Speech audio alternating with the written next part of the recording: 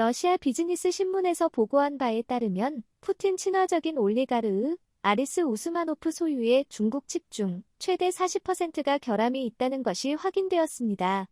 이 보고서는 40%의 불량률로 칩을 전달하는 것이 비기능 상태로 만들어지는 것을 의미하며, 만약 러시아가 모든 납품된 칩을 테스트하는데 상당한 시간과 노력을 들이지 않는 한 사실상 어떤 것도 제조할 수 없다고 주장합니다.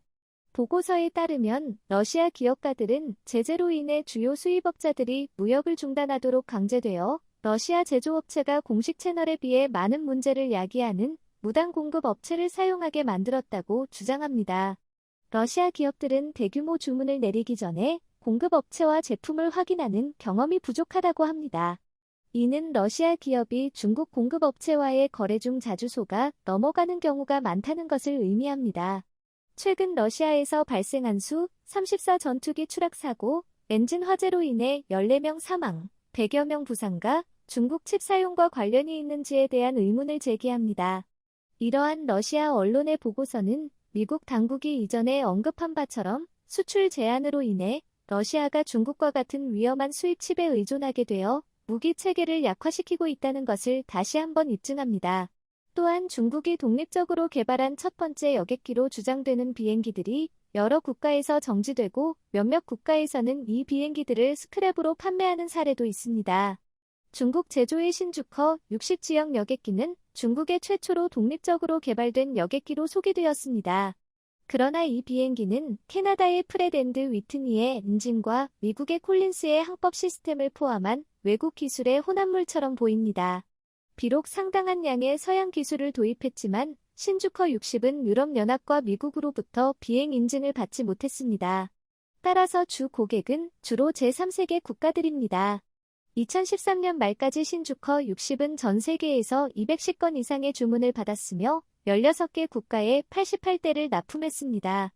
관련 데이터에 따르면 신주커 60은 2000년에 처음 비행을 시작했으며 몇 차례의 중대 사건이 있었고, 그 결과로 전체 기종의 거의 절반이 운행 중단되었습니다. 안전 문제에는 착륙 기어, 브레이크 및 조향 장치의 고장이 포함되어 있습니다. 가장 심각한 사고는 2011년에 이 종류의 비행기가 인도네시아 화이트 더브 항공이 운영하는 도중에 착륙 중에 바다에 떨어져 모두 27명의 목숨을 앗아갔던 경우입니다. 2013년에는 미얀마 항공이 운영하는 신주커 60이 착륙 중에 주행로에서 벗어나 운행 중단되었습니다. 볼리비아, 필리핀 및 뉴질랜드도 신주커 60과 관련된 사건을 보고했습니다. 뉴질랜드에서의 빈도 높은 사고로 중국 제조 항공기에 대한 시민들의 직접적인 비행 권고가 있었고, 이로 인해 중국 제조 항공기의 이미지가 급락했습니다. 올해 10월 12일 항공 뉴스 웹사이트 심플플라이잉에 따르면 네팔 항공은 중국에서 수입한 비행기 중 2대의 신주커 60과 3대의 윤11을 판매하길 희망한다고 보도했습니다. 2020년 7월 네팔 항공은 이러한 비행기들을 빈번한 기계적 결함으로 인해 지상에 두기로 결정했으며 중국 제조 비행기를 완전히 활용하지 못하게 했습니다.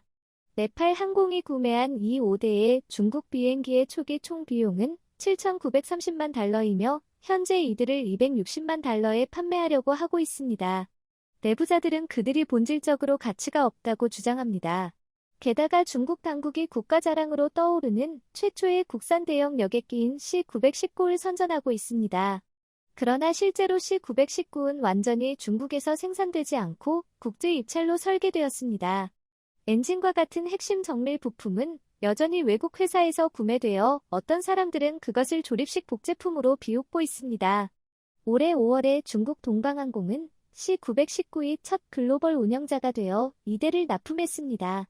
중국 상용 항공 기업은 C919가 독일 차터 항공사 푸렌 항공과 태국 시티 항공으로부터 주문을 받았다고 주장했습니다. 그러나 두 회사는 모두 폐업하여 이 주문의 지속 가능성에 대한 의문을 제기했습니다. 요약하면 안전 문제, 기술 결함 및 의심스러운 신뢰성과 같은 다양한 과제로 인해 몇몇 중국 제조 항공기는 전 세계적으로 정지되고 비판을 받고 있습니다. F-21을 잡았다고 자랑하나?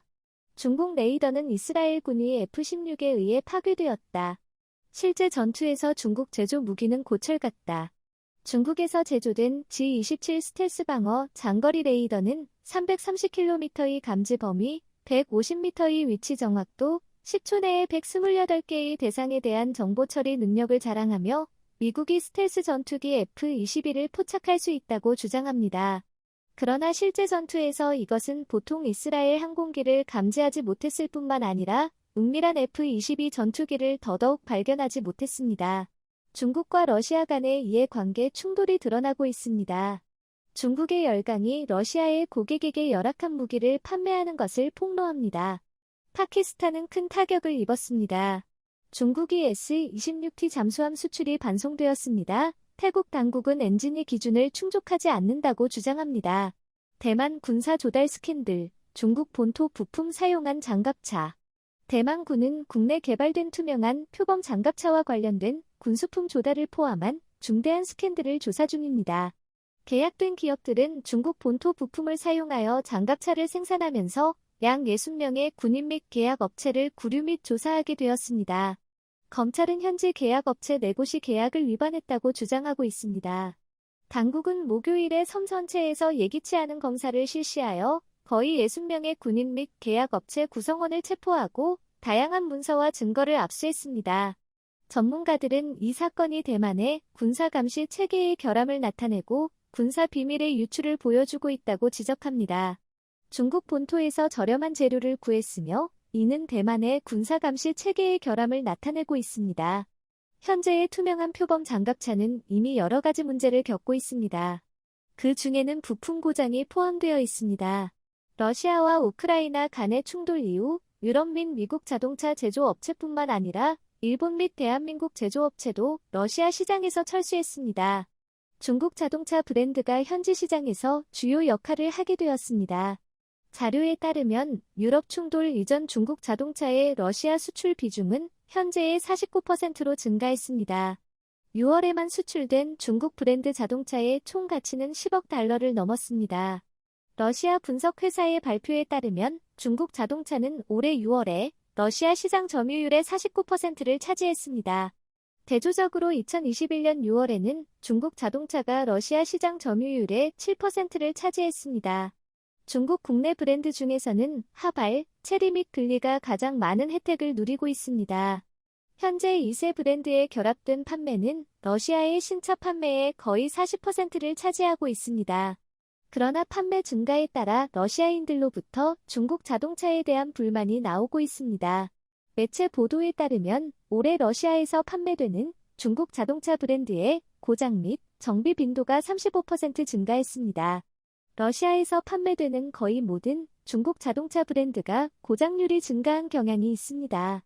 모스크바에서는 올해 3월에 레오라는 사용자가 루이신7을 구매했고 차에 실망했다고 전해졌습니다. 통풍 시스템을 끄고 있음에도 불구하고 전조 좌석에 앉아 다리의 바람을 느낄 수 있었으며 이는 문 사이의 간격 때문에 먼지와 배기가스가 차량에 들어올 수 있음을 의미했습니다. 그는 이러한 문제를 신차의 결함으로 귀속했습니다. 느슨한 고무실 때문이라고 말했습니다. 중국 자동차에 불만을 품은 다른 사용자로는 스펜이라는 러시아 택시 기사가 있습니다. 러시아 우크라이나 갈등 이후 그는 점점 중국 자동차를 사용하게 되었는데 그중 한 가지 이유는 중국 자동차가 운전 안정성이 부족하다고 믿기 때문입니다. 그는 2022년에 스코다를 구매했는데 솔직히 말해서 중국 자동차보다 훨씬 더 좋다고 했습니다. 러시아 소비자들 사이에서 가장 불만스러운 문제는 자동차의 부식과 썩음입니다. 연구에 따르면 러시아인의 44%는 중국 자동차가 너무 얇은 금속 재료나 부적절한 예비 부품을 사용한다고 믿고 있으며 42%의 사람들은 중국 자동차가 금속 부식 문제를 가지고 있다고 생각하고 있으며 29%는 중국 자동차가 저품질의 전자제품 및 부품을 사용한다고 생각하고 있으며 24%는 중국 자동차의 얇은 도장 코팅에 불평하고 있습니다. 국내 시장에서 번성하는 국내 자동차들이 해외로 나갈 때 진짜 모습이 드러나고 있다는 것입니다. 신장 여름 도로 테스트에서 중국 신에너지 자동차의 실제 성능이 드러났습니다. BYD의 명성이 떨어지고 아이디얼 1은 일반 연료 자동차보다 비용이 더 많이 든다는 것이 밝혀졌습니다. 이것은 자동차 제조업체가 당신에게 절대로 말하지 않을 데이터입니다. 화웨이는 8번이나 자동차를 생산하지 않는다고 강조했으며 많은 사람들이 그 이유를 이해하지 못합니다. 실제로 그들은 현재 자동차를 생산할 능력이 없다는 것을 잘 알고 있습니다. 방금 마친 드카 킹의 여름 신에너지 차량 테스트를 시청한 후에는 화웨이 기술이 탑재된 우링 M5가 테스트를 시작하자마자 처음으로 탈락한 것을 알게 됩니다. 테스트 드라이버가 차에 앉자마자 ESP 시스템이 모든 오류 코드가 보고되었고 기어가 참여하지 못했기 때문에 테스트조차 시작되지 않았습니다. 차량을 마침내 4S 매장으로 견인했을 때 싸구려 퓨즈가 터져 있음을 발견했습니다. 이 퓨즈는 차량의 매우 기본 기능과 관련이 있어 차량을 완전히 작동할 수 없게 만들었습니다. 이는 자동차 제조업체뿐만 아니라 다른 제품에서도 눈에 띄지 않는 작은 구성 요소나 기준의 비용을 아끼는 것이 항상 일반적인 문제라는 것입니다. 다른 국내 모델 BYD의 테스트 중에는 많은 문제가 드러났습니다. 예를 들어 BYD의 송 플러스 DMI 및 퀸 플러스 EV 시리즈에서는 공기 조절을 길게 사용하면 공기가 실외 온도보다 더 높은 50도 이상으로 반복적으로 나온다는 문제가 있었습니다. 공기 조절 문제 외에도 BYD의 위안 플러스에서는 햇빛에 노출된 후 광량 제어 스토기 효과가 없어지고 터치스크린이 멈추었습니다. 재시작해도 복원되지 않았습니다. 고가의 국내 브랜드 중에서는 나이오 ET7 43도 이상의 실외 온도에서 공기 조절 장애를 겪었습니다.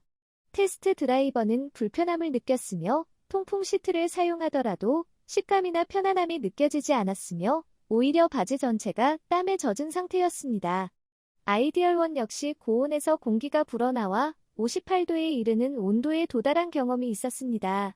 테스트 드라이버들은 아이디얼1의 공기 조절 장애율이 배터리 레벨이 낮을 때 증가한다는 것을 발견했습니다. 낮은 배터리 레벨로 인해 시스템이 공기 조절의 출력 전력을 제한하면서 필요한 전력을 충분히 공급하지 못하고 과부하가 발생합니다. 이를 해결하기 위해서는 재시작이 필요하지만 잠시 후에 결함이 다시 발생합니다. 이를 메이드 인 차이너이라고 일컬으며